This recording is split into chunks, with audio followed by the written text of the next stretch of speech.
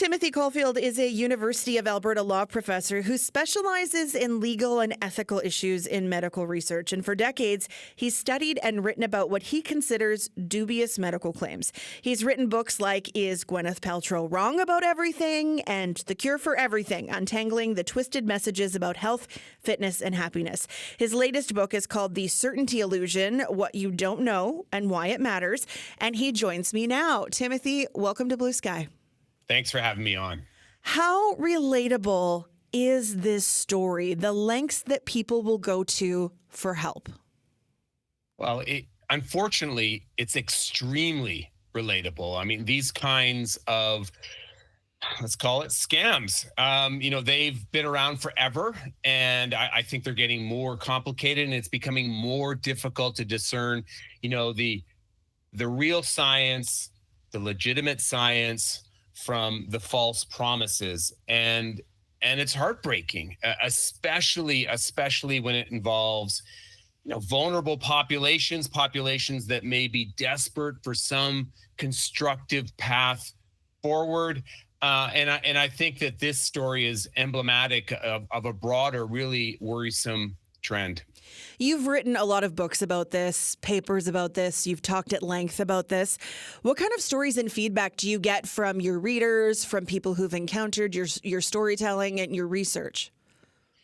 Well, it's kind of across the spectrum. I think the majority of people do feel angry.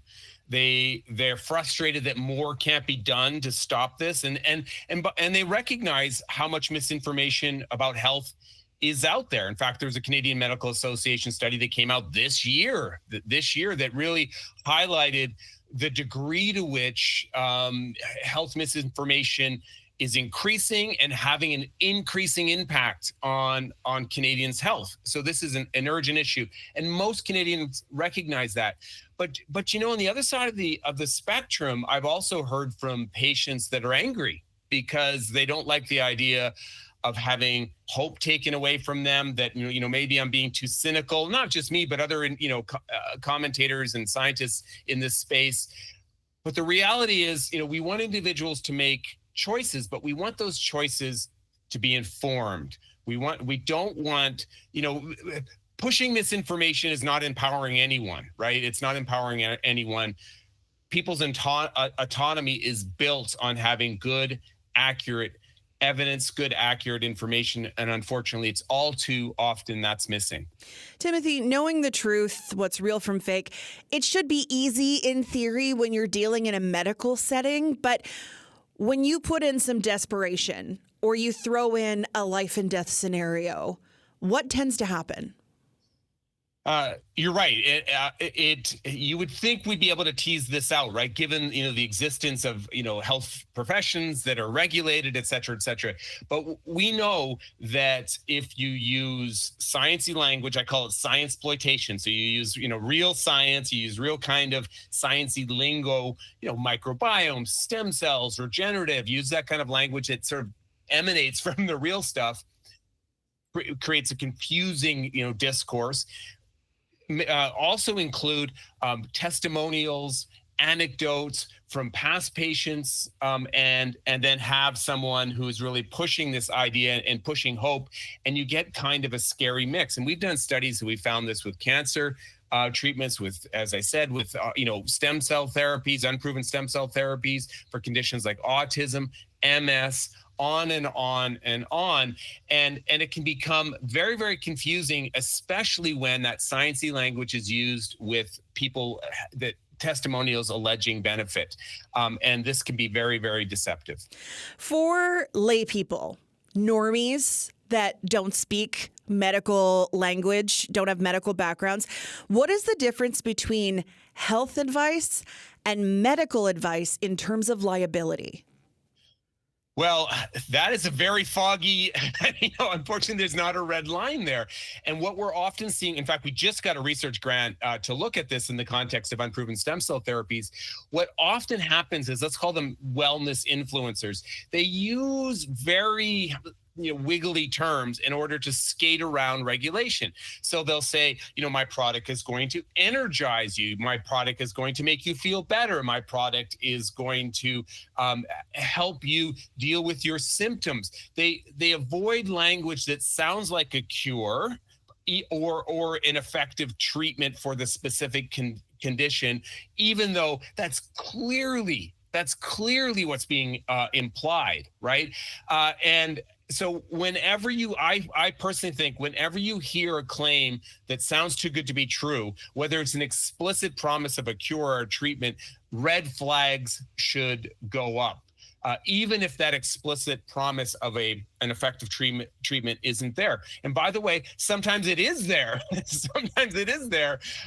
And that is just not triggering a regulatory response for a whole bunch of other reasons. Have the resources available to the regulators, that no one's made a complaint about this, et cetera, et cetera. But anytime a claim is made that sounds too good to be true, red flag should be observed. I want to stay with that, but you said something there that twinged with me. Someone hasn't complained about this. Is there so much shame in being taken that sometimes people don't report what's happened to them? Yeah, I think there's a whole bunch going on here. First of all, let's look at it from the regulator's point of view.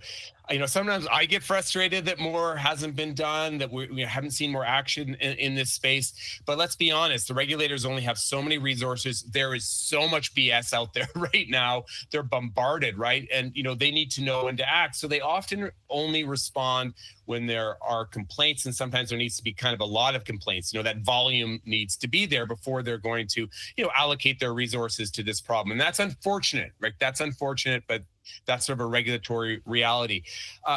On the other side of it, I do think there's profound cognitive biases at play. First of all, sometimes these treatments are extremely expensive. There's really interesting research that tells us expensive placebos work better. So there might be this wishful thinking that this actually did something. Yes, there might be some shame involved. I paid all this money, and some people might also think, look, I knew it was a long shot, but it was worth it. And so they don't complain. So there's a whole much going on there, and no judgment, right? I don't think we should ever blame those individuals who are seeking help.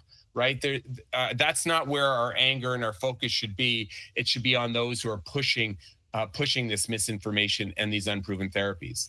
That leads me to my next question, because there are many brands with cult-like followings that don't necessarily have the science to back up what they're delivering. I'm not going to ask you to name any of them, but are there areas of health and wellness where people really get pulled into things more than others? I think so. And there's some really interesting qualitative research that has shown that individuals, so we have to be careful not to overinterpret this, but I think this is true. This is true. Individuals who are often, they're looking for something that's efficacious, right? They're looking for something that's effective. So they may say, I'm going to try this alternative therapy. I recognize that maybe it doesn't have a strong body of evidence to support it. But then once they start using that product, they become part of the community, right? And they start adopting the philosophy that surrounds that, that may be less than scientific. And then all of a sudden they're part of a community and they're defending it, right? And we've seen that with extreme diets. We've seen that with alternative therapies more broadly.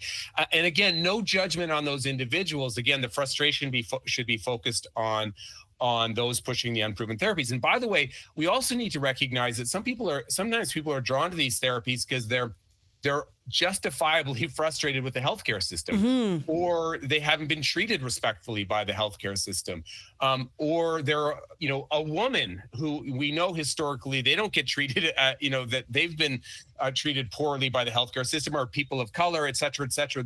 Sometimes individuals have completely justified reasons for being frustrated with the conventional system, and they're drawn to these alternative approaches. And that doesn't make me more sympathetic for these providers. It makes me more angry because they're exploiting genuine problems with their healthcare system in order to sell unproven products for profit, right? They're using a real problem. They're exploiting a real problem in order to make money. And that makes me more angry. It doesn't make me any more sympathetic. Health and wellness is one area where people do often get desperate for help. Finances might be another. Where are we most vulnerable to claims and promises that might not actually deliver for us?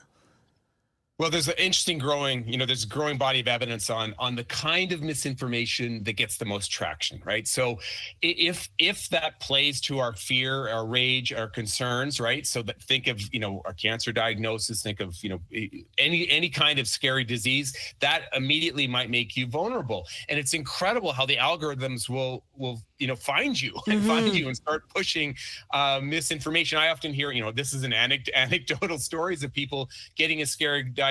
They open their computer and magically they start being offered unproven therapies for that. So, that should be an immediate concern. I also think that, as I said before, anytime that they start trying to leverage sciencey language to sell products, I think that should be a red flag. If something worked well, right? If there was a miracle cure out there, I promise we would know, right? No one has this secret knowledge that's being withheld. And that's another red flag, right? If they're kind of leaning into conspiracy mentality, right? That the conventional healthcare system is withholding effective what they're not therapies, telling et cetera. you. They're not telling exactly. you this. Yeah. Another major red flag. But we also know that's very persuasive. And I'm going to also highlight again the testimonials, the stories, the anecdotes. We know, and this is something we've actually studied, a very powerful marketing tool, especially if that anecdote is coming from someone that is going through your experience. I totally get it. I get why that can be persuasive, but a red flag. Timothy, I could see how maybe with just like a supplement, you see them all the time with like raspberry ketones, for example, where you might just buy a product, it doesn't work, you cut your losses, you move on, but the company still exists. Another person will go on to buy it, and these companies, these supplement companies, making promises for weight loss or whatever, continue to exist. How do these companies continue to get away with it? Is it because people just cut their losses and move on? Oh, it's so frustrating, isn't it? And first of all, speaking of red flags, I think I've said that phrase. We've got a golf course times now. today. We've got a whole golf course. Yeah, we do. Well said. The marketing of supplements, full stop, is now become a red flag. If there's an influencer, a wellness brand out there, and they're selling a supplement, that has become a red flag, right? It's, the selling of supplements is sort of the industry that supports pseudoscience, health pseudoscience now. Look, there are individuals out there that may be legitimate and are selling legitimate supplements, but they're rare. At a minimum, it should be a red flag. How are they continuing to exist? Very, very frustrating. I would like to see Health Canada do more. I would like to see more truth in advertising action. I actually also think there's sometimes criminal, it's fraud sometimes, right? Criminal steps that can be taken. But to be fair, our oversight of supplements is weak. I think it needs to be stronger in both Canada and the United States, really around the world. The requirements for evidence is lower than for pharmaceuticals. They can rely on, what I think are sort of questionable sources of evidence to justify their claims. So for sure, more needs to be done. And this is something that our team has argued about for years. Unfortunately, in this political environment, I fear that's not going to happen, especially in the United States, where you have, RFK Jr. actually arguing for less oversight, less regulation, which really feels like, a nightmare for me. What could go wrong? What could go wrong? Finally, Timothy, wondering if you have some tips and tricks that people can use to avoid losing life savings or falling into some of these traps that cost a lot of money with no actual payoff. Well, we've already talked about some red flags, right? Selling supplements, red flag. Using testimonials, anecdotes, red flag. Check the credentials of that individual. If it's not a regulated health professional, potential red flag. If it sounds too good to be true, it probably is. Red red flag, and always think about what the body of evidence on these topics says. And we kind of know, I think, in our hearts what the body of evidence says on a lot of these topics, whether you're talking about cancer, vaccines, diets. Always lean into that broader body of evidence. Hey, science is hard, especially in the health space, right? It takes time. And so always think about what the scientific consensus says on the topic before you move forward with any of this stuff. I know the healthcare system is frustrating, but I'm always a big fan of defer to your doctor. I mean, they have way more schooling than I do. Yeah, and it's really interesting because I think, the Canadian Medical Association report that I referred to earlier, they noted, there are a lot of things make people susceptible to misinformation, and not having access to a primary care physician, as many, that's a real crisis in Canada right now. That's part of the problem too. Oh, this has been such an interesting conversation, Timothy. Thanks so much for your time. Thank you.